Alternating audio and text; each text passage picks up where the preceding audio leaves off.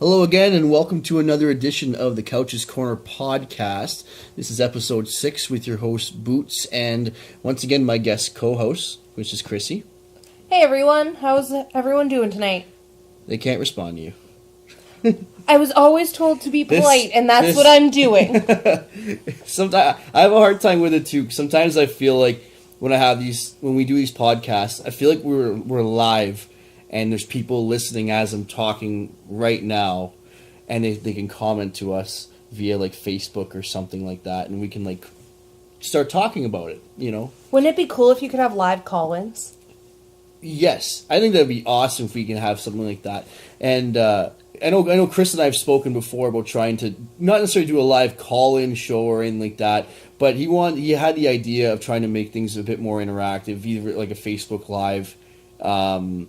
One idea he had that's pretty cool, and we'll probably think about it more, is that we wanted to possibly go to see a hockey game next year in Ottawa, featuring our two favorite teams, the Ottawa Senators, Colorado Avalanche, and doing like a Couch's Corner podcast, like an on-the-road edition.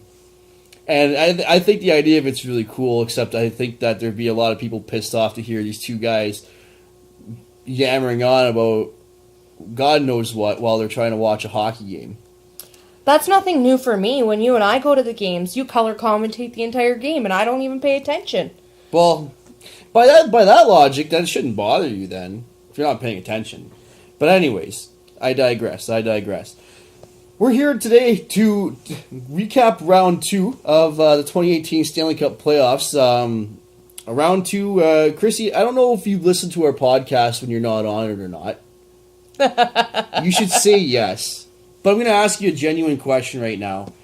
And you know me, and you know that I follow sports. I follow hockey. If you had to guess how many predictions... So in the first round, I was 6 for 8. If you had to guess how many predictions I got right this round, how many would you guess I would have gotten out of 4? Just like an honest guess. Like if I just offered the question, you know the answer, but if you just had to guess, someone like myself that talks about sports all the time to the point that you drown me out, how many? What do you think I would have won out of 4? Well, like you said, I do know the correct answer. But if I didn't know the correct answer, I would have guessed 3 out of 4 you would have gotten correct. 3 out of 4 is pretty good. I normally, once you get to the second round of the playoffs, I mean, you never know what ends up happening. That's usually when the playoffs tend to turn, I find. And usually I'm 2 for 4. But this year I got goose-egged. I got skunked. I went 0 for 4 on my predictions. I called for, and this is the first year I picked the Penguins to beat the Capitals after all these years, and now the Capitals finally win. The San Jose Sharks, you're a team that's a veteran team, they've been there, and they get beat by the Vegas Golden Knights. You have the 2 top teams in the Nashville-Winnipeg series, and the Boston Bruins-Tampa Bay Lightning, which could have been one of the more quieter series of the first round.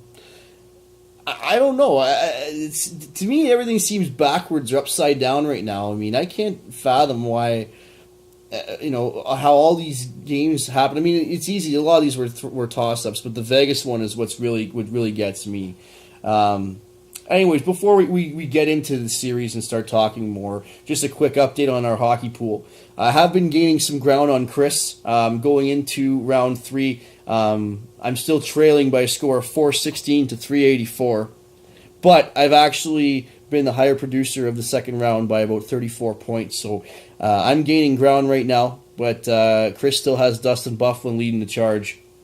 And then also, we're going to cap off today's edition with some heartwarming news anyways, but we'll get to that once we cross that bridge. So, Krissy, what do you think? What did you think about your the Vegas and not Vegas? Going back, the Winnipeg Jets and Nashville Predators. What were your thoughts on this series? I have to say, I'm extremely happy that the Jets came out on top of that series. It should have been. It should have been, but it could have been a much different series. Mm-hmm. I think you said that you predicted it going in 7, and it did. At least I could say that. Out of all the predictions and everything, I can at least say that I was going to call Game 7, Winnipeg-Nashville. So I can at least hang my hat on that. Yeah, and I know that off air we were talking about some of those stats and things like that about this series and how it was interesting that we thought that this series should have been very back and forth with the home team winning majority of the games, and that didn't happen. No, you're absolutely right, and I said specifically when we did our round 2 predictions that was going to be the homer series because Winnipeg's got. I mean, obviously you see the fans line up outside. I mean, every team seems to do this in the playoffs every year, but Winnipeg, I mean, that just looks like a zoo downtown Winnipeg every time there's a Jets game. Even Nashville too. Nashville's got one of the loudest and most interactive crowds in the entire league. So I naturally would have thought that each team would have had their best games at home, and the home crowd would have pushed them over. But in this series, I mean, I know in the first game, talking about last week, that Winnipeg probably shouldn't have won the first game. The second game goes to overtime. Jets win the third one in a barn burner. After going down 3-0 to the Predators, so that game 3, could have changed the series. Game 4 and Game 6, the Preds locked it down, but in Game 5 and Game 7, it was the Jets who capitalized on their opportunities and really laid the boots to them. And it's crazy to think that Nashville, they lose 3 times in that series. And how many games, you were looking this up earlier, how many games did Nashville lose at home all season? Like you had that written down here. They lost 9 games at home. 9. Yes. So 9. So a third of what they lost at home all season is what did them in the playoffs. Yep. I mean, I know. Just in watching the game, Pecorine, the goaltender, pulled 7 minutes into Game 7. I looked up that stat. That's the fastest that a goalie has ever been pulled in a Game 7. Really? Yes. See, that's the third time this series he got yanked. So he got pulled 3 different times in this series. And this is a guy who's up for the Vezina Trophy as the goalie of the year. And I think that based on the regular season, because that's all that the trophy really embodies, he wins that trophy. But just the sheer fact that maybe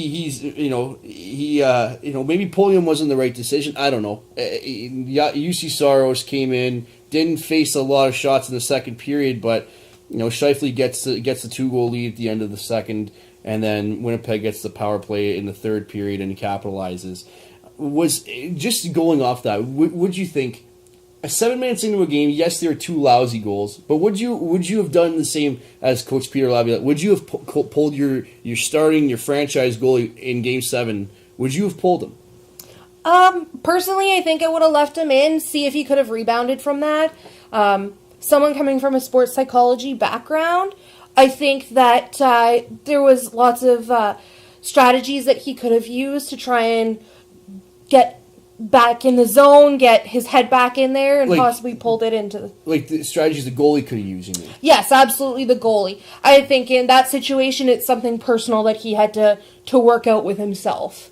So, when you say things, just to touch on, because this is why I like the idea that we can talk about this kind of stuff, especially with some of the insight that you have, just coming from a sports psychology background. What are some of the things that a goaltender can? Because goalie is a very hard sport to play. Goalie is a unique sport in you position all the sports. Sorry.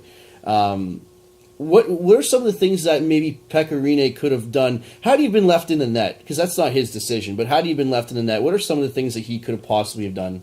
I think the one that any player, not even a goaltender, can do if they're feeling like they're not really in the zone is to get into that zone is kind of try and block out the surroundings around him. So, yeah, he was in a really loud arena, things like that, but just kind of block out those noises, center himself again, some breathing exercises.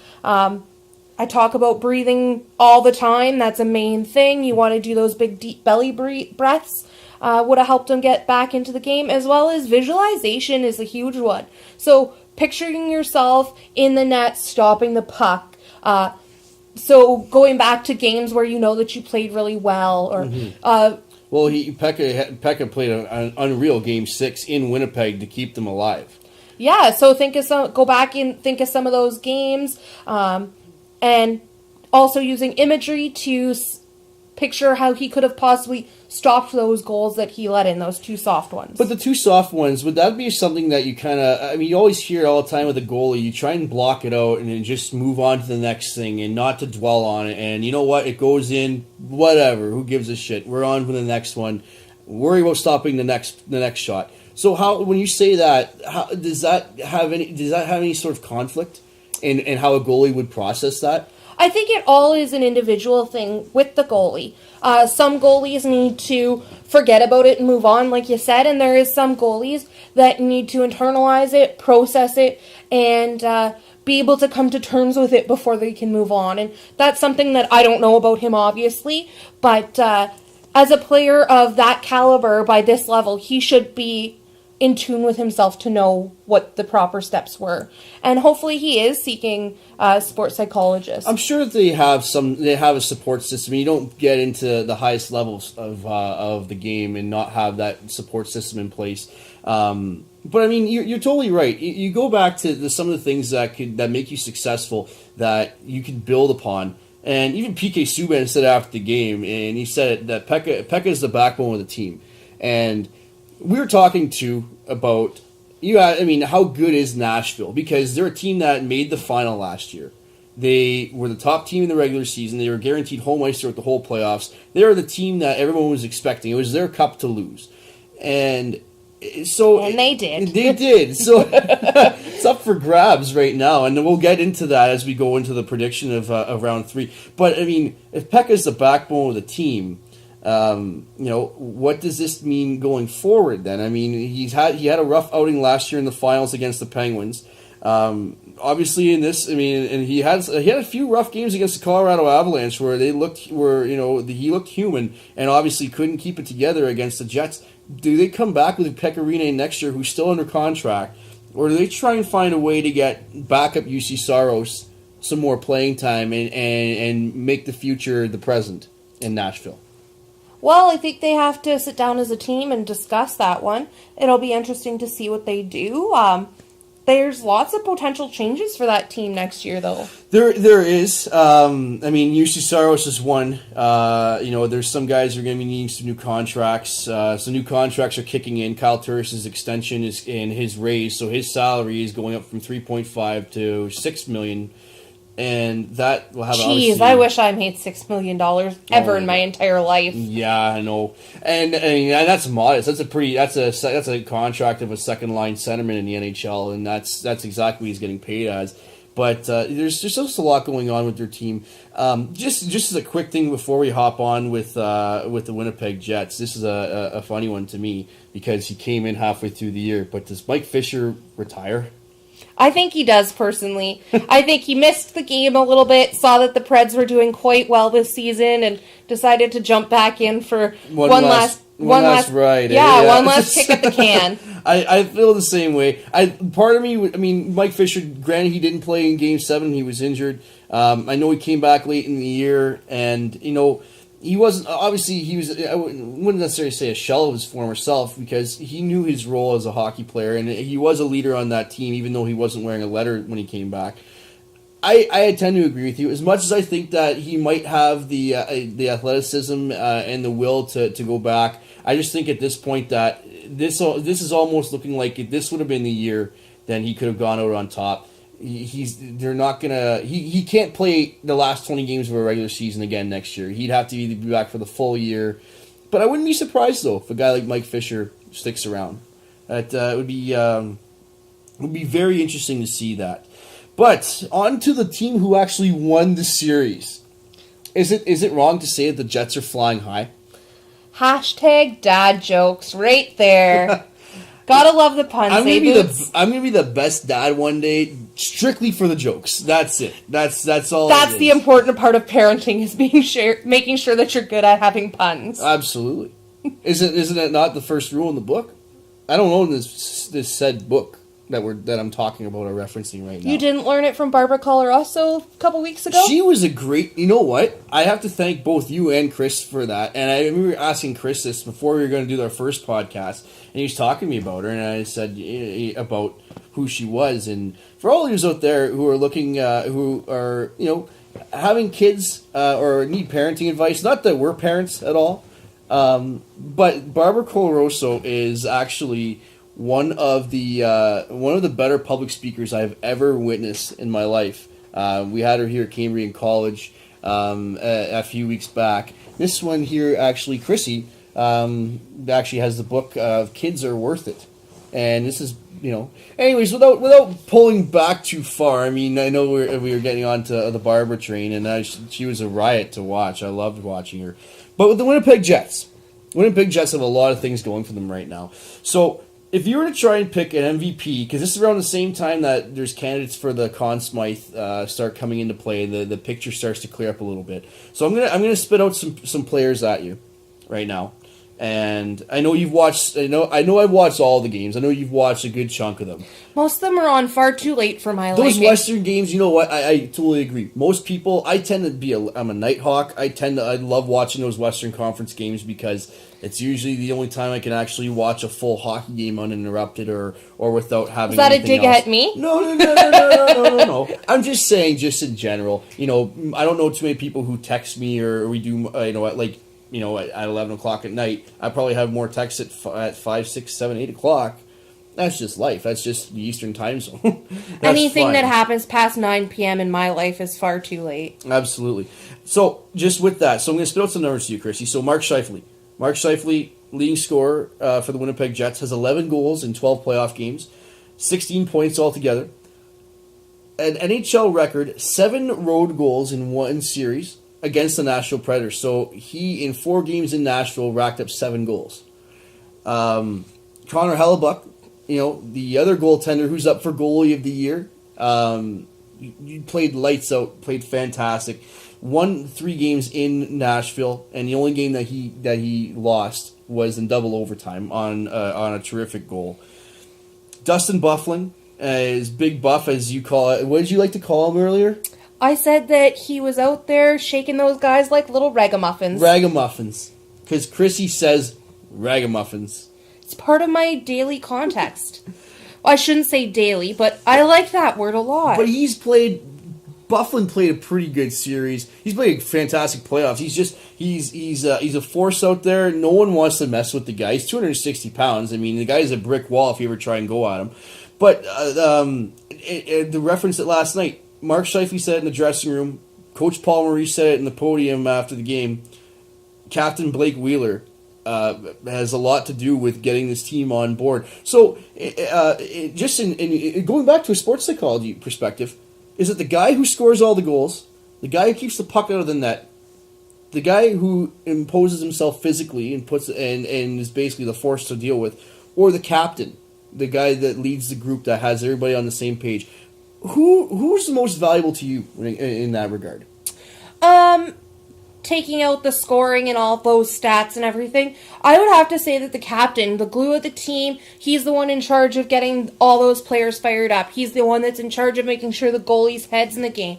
He's the one that's in charge of making sure that Byfuglien is all jacked up, ready to go to shake some guys down, Well, I don't think anyone needs to do that for Big Buff. I think he could do that on his own. It's all part of the team, though, and everyone has their role, and I think the role of the glue is definitely a very important one. That's coming from the sports... I can't talk right now. That's coming... Sports psychologist? Do I have it? Is that right? Well, I'm technically not a sports psychologist, but from the sports psychology training that I have, yes. Absolutely. You know what? I tend to agree with you because leaders are a big part of it. And Blake Wheeler, put this perspective. One of his teammates was getting hurt in practice. Not hurt, but he got getting worked over in practice. They had a pretty intense practice down the stretch, and Blake Wheeler came in and started fighting with the guy who was going after the injured Jets player. The guy coming back was Mark Scheifele, the guy that we just mentioned who has 11 goals. So in practice, as they're gearing for the playoffs, Scheifele and defenseman Ben Sherratt, who actually used to played some hockey here for the Sudbury Wolves back in the day. They start going at each other, and Blake Wheeler steps in and starts apparently giving it to Sherratt, and after practice claimed responsibility for everything. And that's a trademark of a guy who's, he's gonna keep himself accountable, he's gonna keep the room accountable. He's got the trust of his coach, he's got the trust of his players. He's not to mention he's a great hockey player. When Scheifele went down earlier in the year, he missed about a month. Blake Wheeler, who rides shotgun playing on his wing, shifted over to play center just because they didn't have anyone else to fill the role. So he's that's an example of a guy right there who's just so in tune with his abilities and with his team. Definitely a big team player. But with saying that, I think that Connor Hellebuck is the reason is their MVP right now. This guy he's so calm. It's like nothing phases him. You even talked to him in a post-game interview. He just looks like he's just there. I think just they spoke a lot last night after the game about his he had a bit of a rougher year last year, as did lots of the Jets, the younger team. Had a great summer, came back in, was in great shape, got bulked up, and just kind of cleared his head. And the goaltending, like you're saying, is a very unique position, and you need it's a strange breed of goalies, a strange breed to be goalies. And he's the guy. Heard that. He is the guy for me that the Winnipeg Jets are going to go as far as Connor Hellebuck will hold them in, and because they're going to be up against the Vegas Golden Knights next round, and against another good goaltender in Marc-Andre Fleury, who we'll get to in just a moment. Now, there's one neat stat that you pulled up. Yeah. And I pulled this up too, but you found this all on your own as well, so I'm not going to take credit for it in this one, but. Just going into the next round, what do you got for us, Krissy? So the Jets are actually the only team that are in the Final Four that did not win their division. So that's just to cut you off for a moment. So Tampa Bay won the Atlantic Division, the Washington Capitals won the Metropolitan Division, the Vegas Golden Knights won the Pacific, and the Nashville Predators, who got beat by the Jets, were the team who won the Central, as well as the President's Trophy as the best record in the NHL. But it doesn't stop there. So 3 division winners, Jets are not one of them. And they get to hold home ice advantage for the rest of the playoffs. Does that not just sound ridiculous? It totally does, but they had more points than the rest of the teams. Get. They had more points than the rest of the teams, and they basically they didn't win a division, but they're gonna have home ice for rounds 3 and possibly 4 if they get through Vegas. So just changing gears right now, we're gonna slide east just for a moment. This is a pretty big one as well too. Is the Caps finally, and I mean like The Rock. I know you're not much for wrestling quotes, but anybody listening to this, I know Chris hears this. Finally, the Caps get past the Pens in a series that I think would have been a great marketing opportunity for Bic. Is it clicking yet? Bic, Pens, Caps. I'm on a roll tonight. Am I not? Is this? But the Capitals. Is this the year? Is this destiny? Do they finally do it? They've been the team. We said this earlier, and talk about our predictions. They're the team that loses to Pittsburgh every time they face them. Pittsburgh goes on to win the Cup.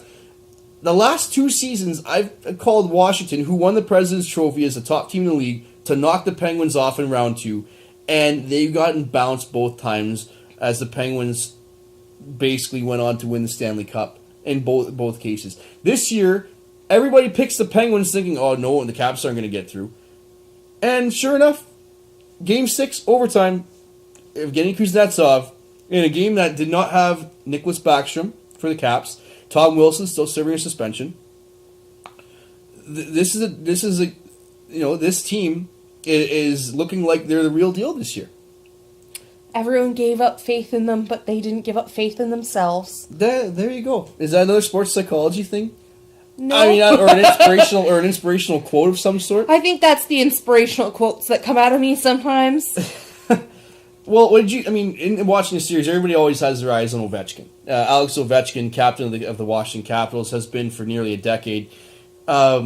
He's done a pretty good job. I mean, in 15 points in 12 games. That's pretty good. He set up the OT winner, because everybody always talks about how he's not a playoff player. He's not a team player. But you look at the record every year, he's always the one driving the bus in the playoffs. It's his teammates that always let him down. But now it's maybe that the spotlight is going to be on him. Maybe people are going to take more notice of something like this. Possibly, yeah. And not like Ovechkin needs a bigger spotlight, but nevertheless, one of the things that I thought was actually was very neat. I mean, watching this series was the goaltending of Braden Holtby, and I mean, as you know, he didn't start the first 2 games of the playoffs. The coach went with Philip Grubauer instead, who lost in overtime in games 1 and 2. Braden Holtby comes in, doesn't lose a game for the whole series against the Blue Jackets, and basically from there they run into Pittsburgh. It looked like they might have been down and out in Game 5 and come back, and I know they were down 3-2 at one point in the game, and they end up winning 6-3 and then the overtime win. How many? Just put this in perspective. I'll ask you this here: the Pittsburgh Penguins this year. So they won. So being that they won back-to-back Stanley Cups. So being that they won the Stanley Cup back-to-back times, and they got through round 1 this year. That's 9 playoff series in a row that they won before finally getting eliminated. What are your thoughts on that? For some teams, put this in perspective, some teams don't win 9 playoff series over the course of a decade, let alone longer. I think that's awesome for them. I'm not a huge Pens fan, which I know lots of people probably hate me for saying. Well, no, a lot of people agree with you. A lot of people I think are sick of the Penguins and the Golden Boy Crosby. But you know what? There's no denying Crosby's the best player in the world. I mean, for as much as the guy that I can hate on him or anybody else, I mean, I can still see through that. Sidney Crosby, when he puts on the Team Canada jersey, I'm the biggest fanboy around. And I love this guy. You're laughing because you know it's true. But I mean, there's a few guys that I think that could have contributed more. I mean, Sidney Crosby and Jake Gensel, who finished off round 1 with a 4-goal, 1-assist performance in Game 6 against Philly. But the rest of the team going into going in this round 2, there's a few passengers that were probably expected to carry more of the load, right? I mean, who are some of the guys there that didn't really impress you too much in this series? Because it looked like that there should have been more from the Penguins. What are your thoughts on that? I mean, when you expect teams to bulk up and to deliver the secondary scoring. There's a few guys in there for sure that we probably could have expected more out of. Yeah, I definitely expected a little bit more out of Malkin and Carlson. Carlson. Kessel. Wrong team, Other Kessel. Team. But Brassard, though. Yeah, Brassard as well, definitely. They traded a lot for him at the deadline. Speaking of trades, I know this isn't really a trade because it was done through the expansion draft, but the Vegas Golden Knights obviously selected Marc-Andre Fleury. So Matt Murray, this is his first time playing in the playoffs without having Fleury on the bench. And I mean, how do you figure he fared? Like in the playoffs. I mean, you can't pin it all on the goalie. We've already established that with Pecorine. Yeah, definitely can't pin it all on the goalie. Yeah, he definitely held his own. Like, they got this far, didn't they? Yeah, they have a good team though too. But yeah. Oh, definitely. It goes back to you need a whole team in front of that goaltender, though.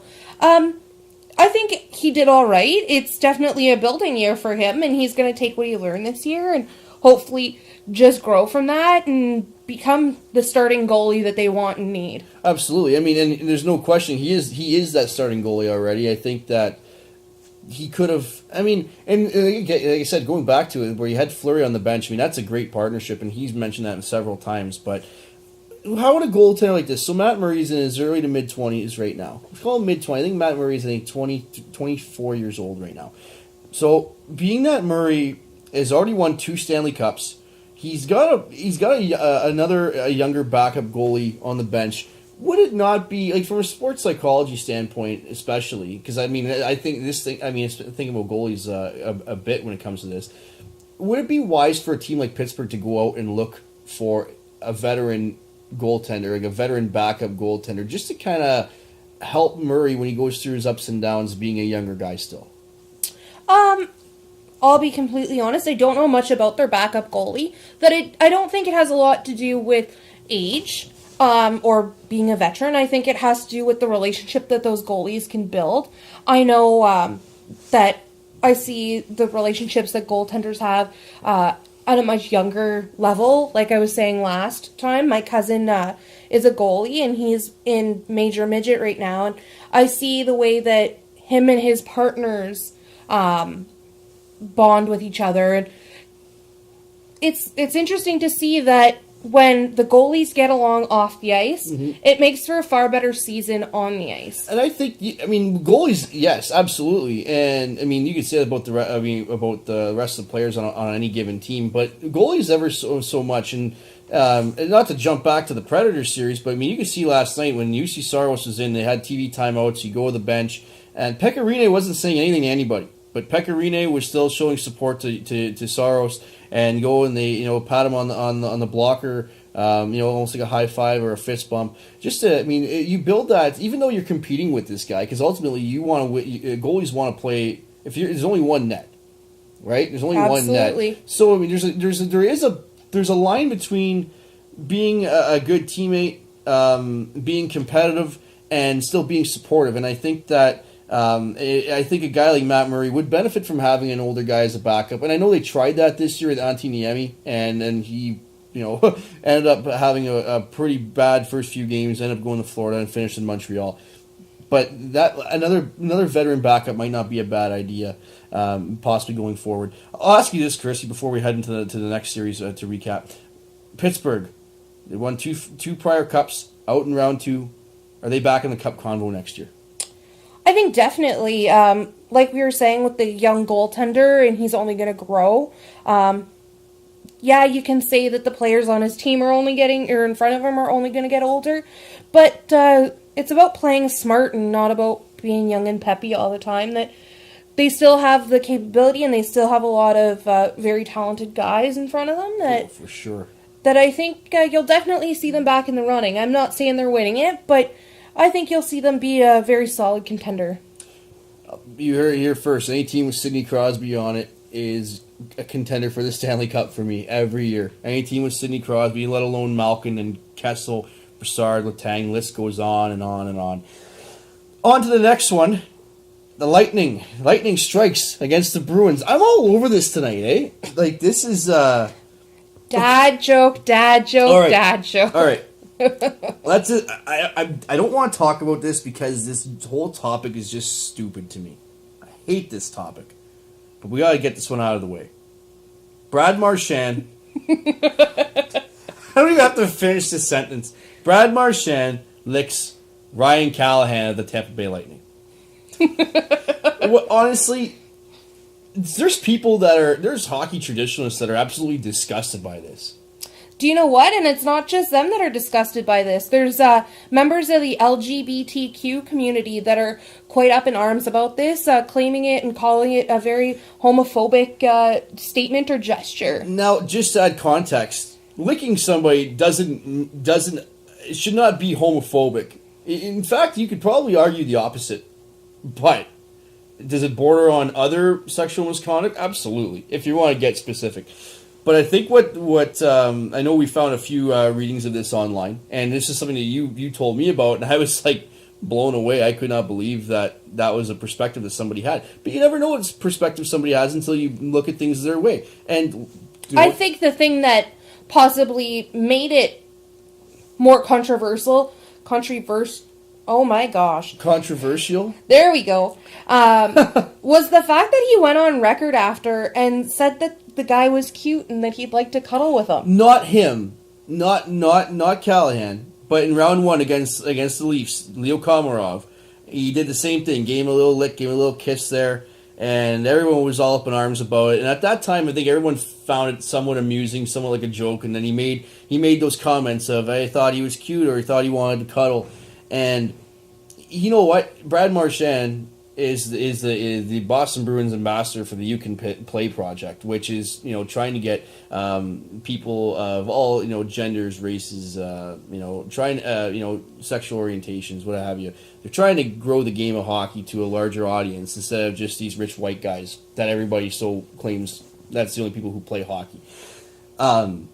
I can see how somebody could get offended by this, because if Brad Marchand is so to speak mocking, oh, somebody thinks he's cute, so I'm gonna go and kiss him and this and that. I'm with you. I don't find it homophobic. I don't. But again, we aren't looking at it from that standpoint. I can understand how somebody could possibly see it as being homophobic. And I mean, that's a whole different conversation for a whole different day. Really, the only way we'll ever know if it was meant to be homophobic is if he comes out and says it. And if he's smart, he's gonna just kind of not talk about it. That's the end of it. He's already come out and said that he's got to cut that shit out. And that's exactly his exact words. I think he's had a lot of talks with the general manager, with the coach, his teammates. I know Zdeno Chara went up to him on the bench after that happened. And the thing is that after that happened, that happened, and you'd think that he was trying to get under the skin of Ryan Callahan.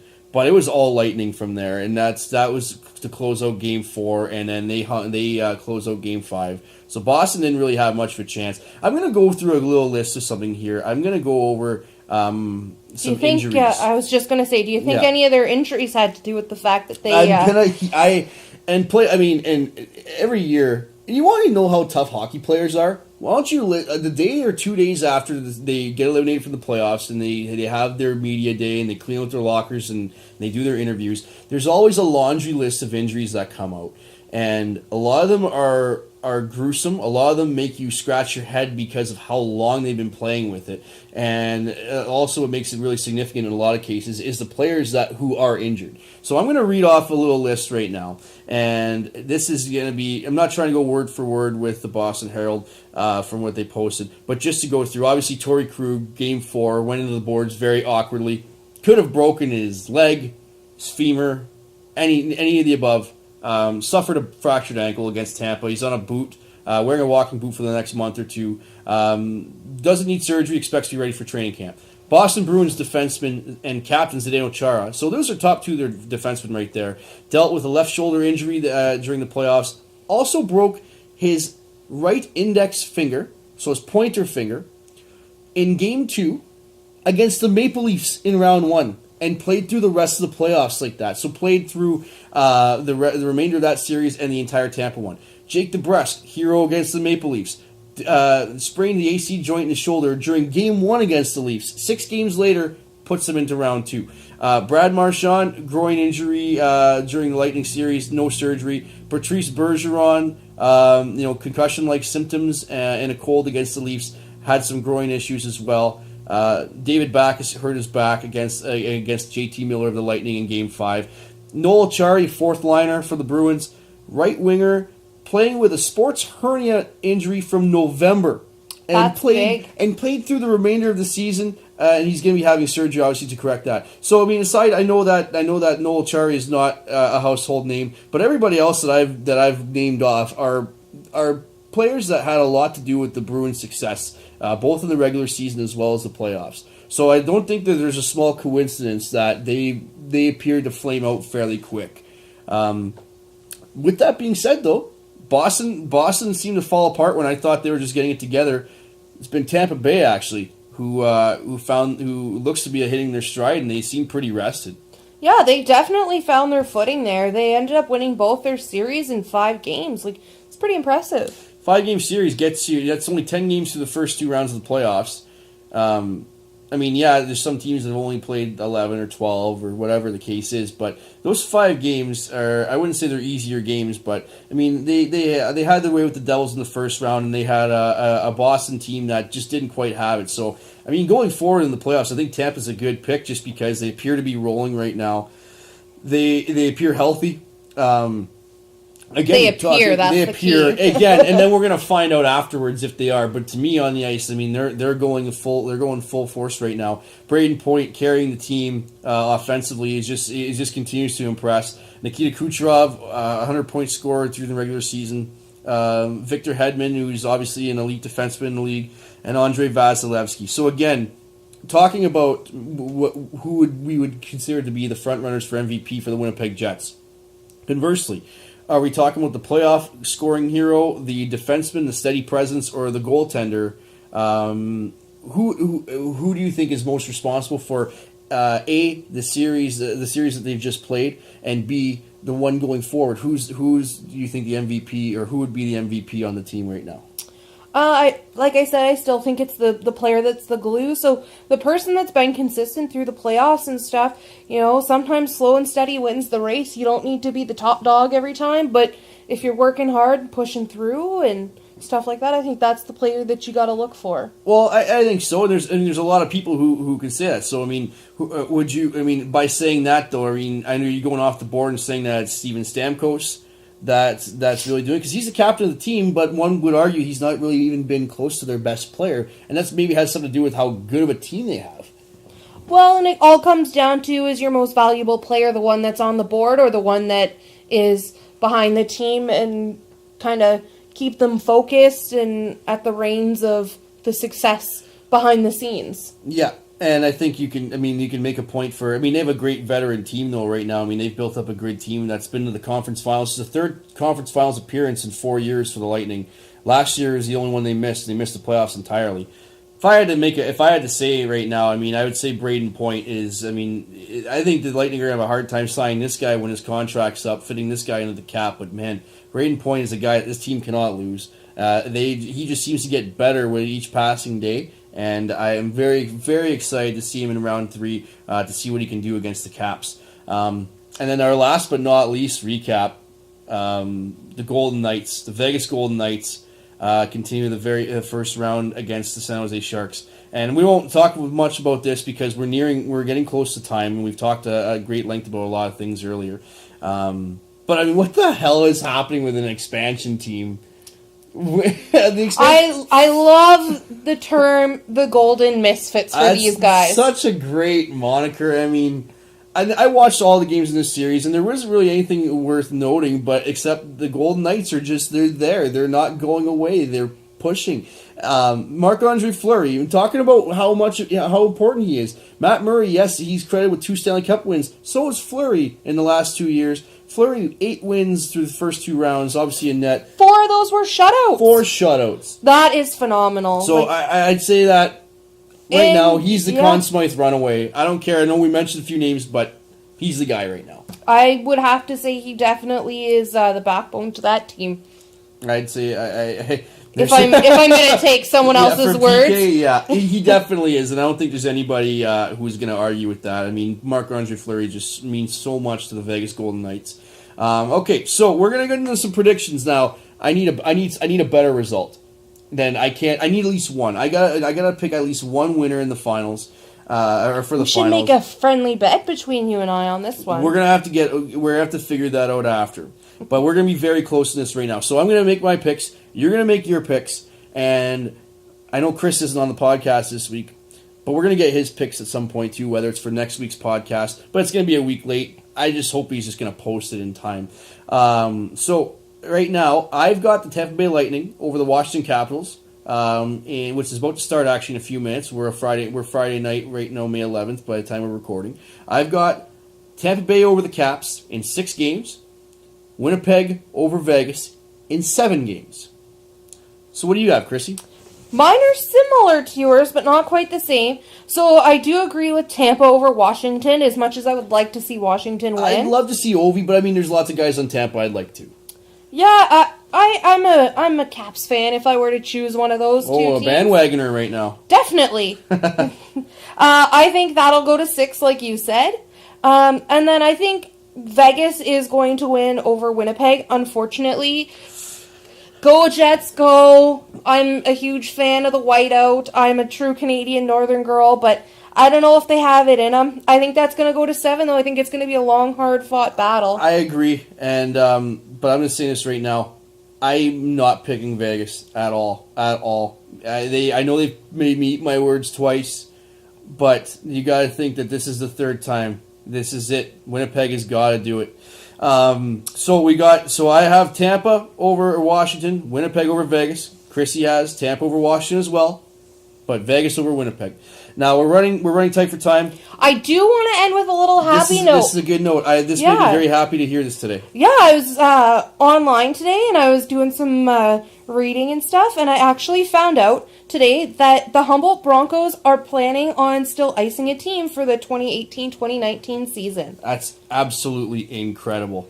Well, we thank you guys very much for listening along to Krissy and I again. We have Chris back next week. Don't miss it. This is episode 6. We love you all very much. Good night.